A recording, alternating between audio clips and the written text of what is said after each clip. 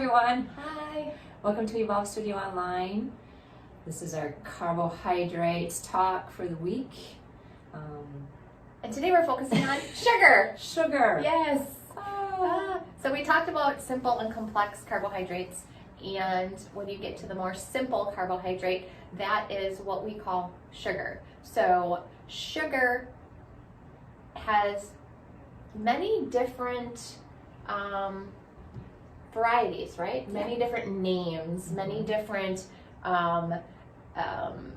disguises is a good way to put it too.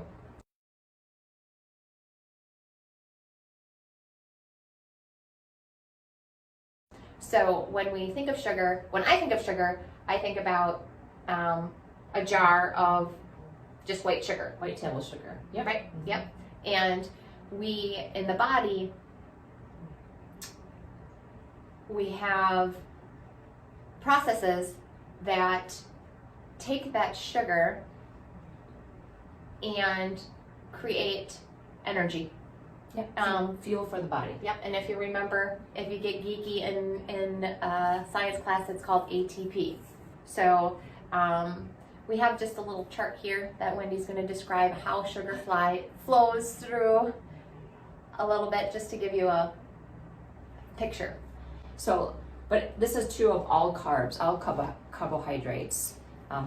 We're kind of focusing in on the sugar part, but when all carbs are ingested, they get digested right in the intestines, and they form a sugar called glucose. And glucose is the fuel for the body, right? That's what the cells need for energy.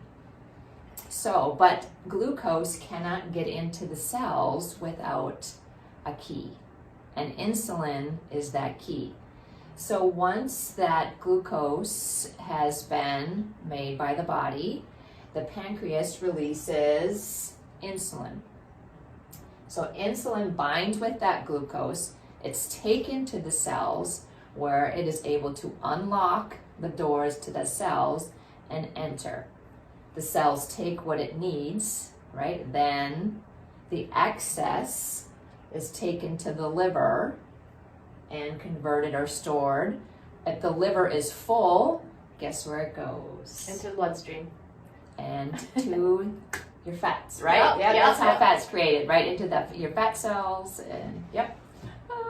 So the liver takes on so much, it has like its max that it can take, and then muscles do also take on glycogen as well, and depending on the amount of muscle mass you have is the amount that those muscles will take in too. But each person also has a max in their muscles that they can take.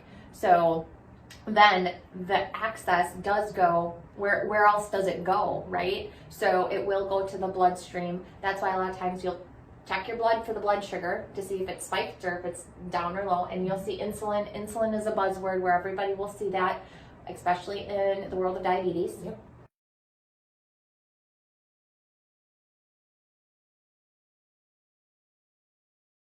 This month, Yep. Diabetes Awareness Month. Yep, this month, absolutely. And there's different types of diabetes, right? Type 2 diabetes is the type of diabetes that you can develop if you do intake too much sugar. So those that do develop type 2 diabetes, that means that it can be developed, but it can be reversed. There have been many people that I know that have reversed type 2 diabetes just by making a change in their diet. So that's important to know. And I think what happens with diabetes, because when you ingest too many of those simple carbs, those simple sugars, right, it's that whoosh, that spike in that blood sugar. So if you drink a soda and have a donut, right, whoosh, Yep. It's like a tidal wave knocking on those doors of those cells, and eventually that load just gets to be too much, right? Those cells, they start to get a little wonky. They say, no, it's not, something doesn't work right? So it doesn't use the insulin the right way, or it starts to not produce enough insulin. So it just, again, I think of that tidal wave of that glucose rushing and hitting the cell walls like, let me in. Right. Yeah.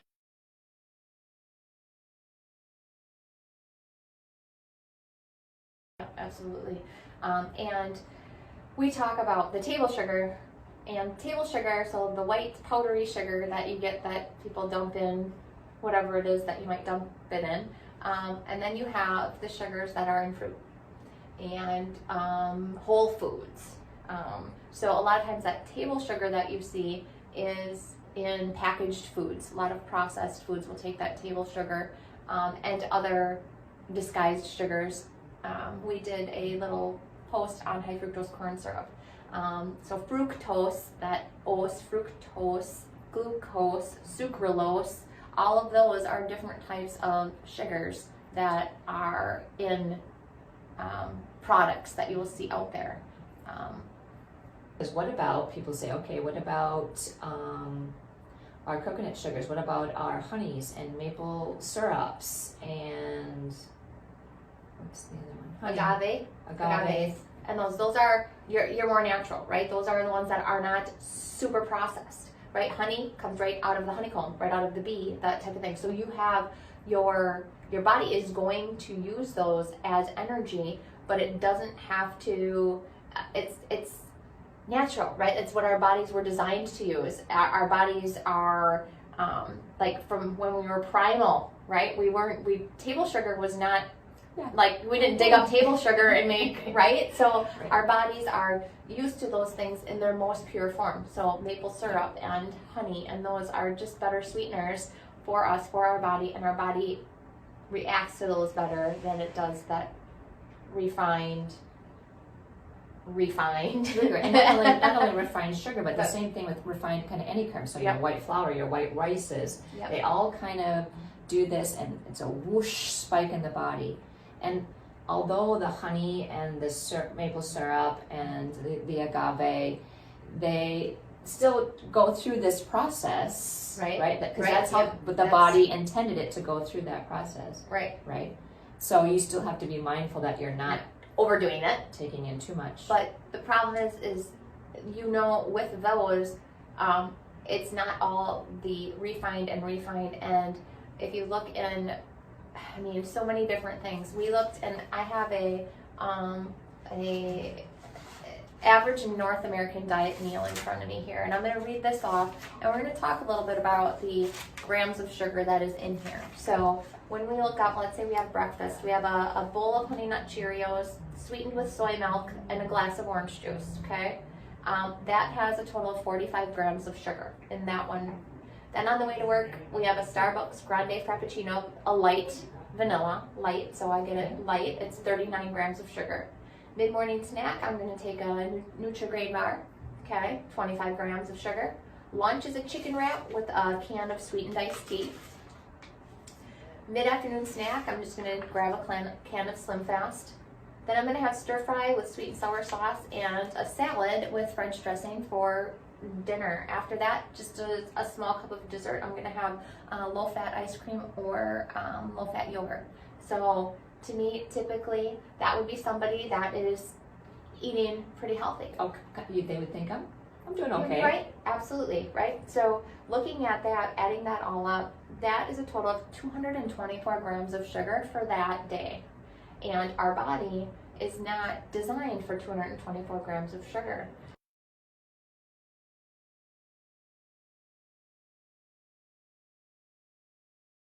Our body metabolizes and goes through anywhere between 12 and 20 grams of glucose an hour.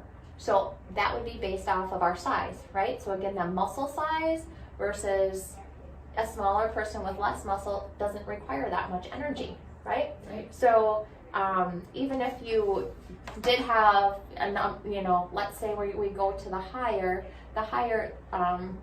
average, and let's say you average anywhere between 30 and 35, where your body is looking for that number of grams of sugar per day, we're way above that. Right. Yeah. You should I think that probably the spectrum, right, is probably somewhere between, of your added sugar should be Yep. somewhere between where? 24, 25, and 24, 25, and I would say max 50. If you are a serious. serious, you have muscle mass, right? Mhm. So, I would say 50 would be max.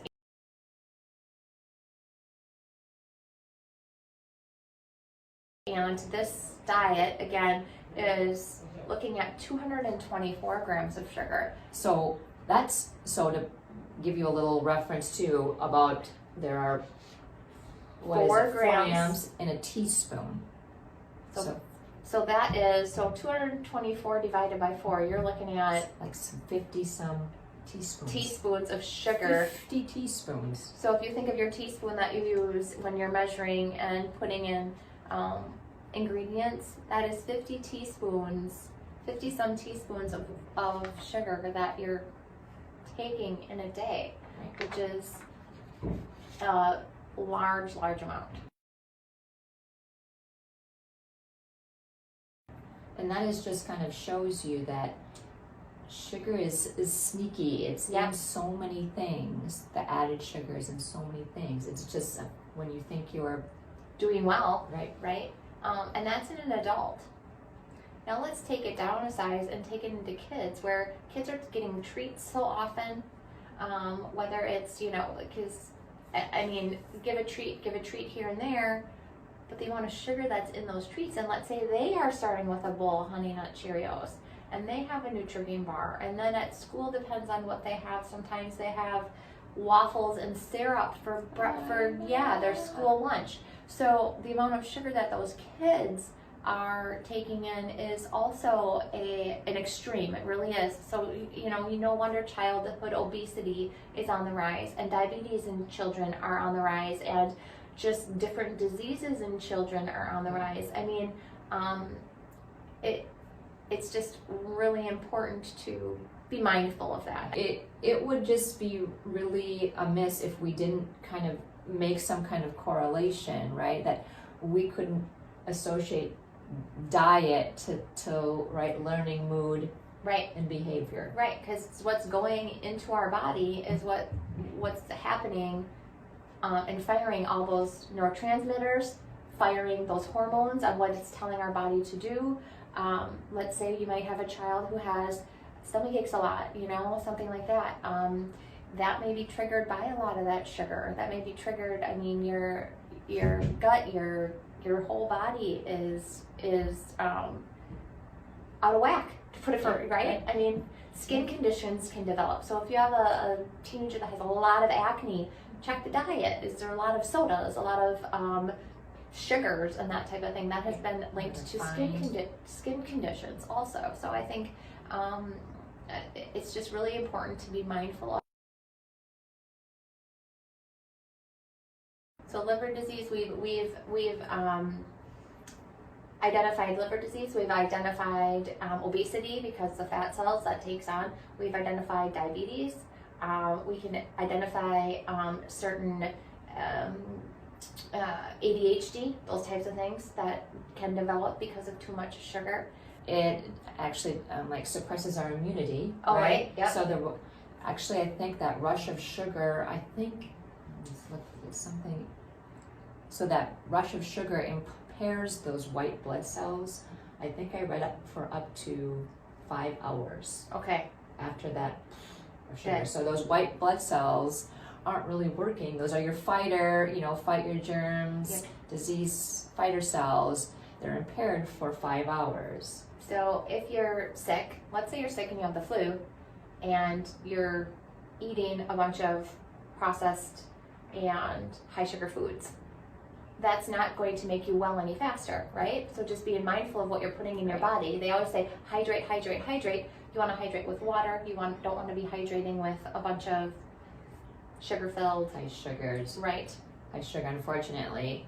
Right, they say Gatorade, but right, have a banana and water. That's has way more electrolytes and is better hydrating. Absolutely, than Gatorade or the Pedialytes, those things. If you look at those, then we're getting into sugars and dyes and things like that too, which also, don't get me started with that. And if you're asking yourself, what can I do? It's in everything. What can I do? Be mindful of it.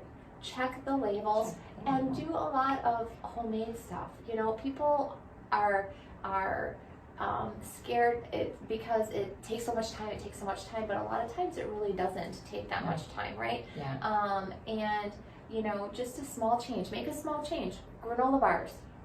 You can make your own granola bars. That's a small change. And if you look at all the sugar that is in the granola bars that you buy in the store, it is just it's eye-opening. Right. And your coffee, right? That's your coffee is past the limit of if you get a grande pumpkin spice latte, right? That's past your limit.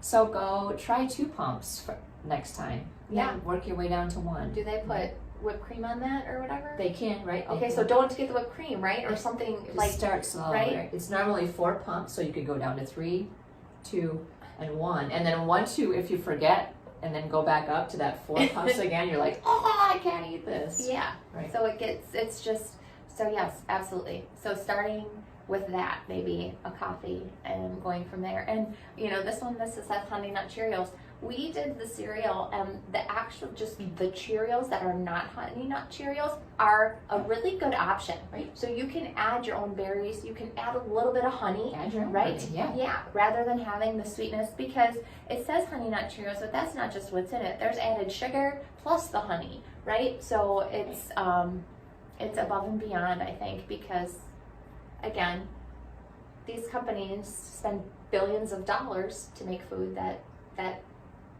Yeah.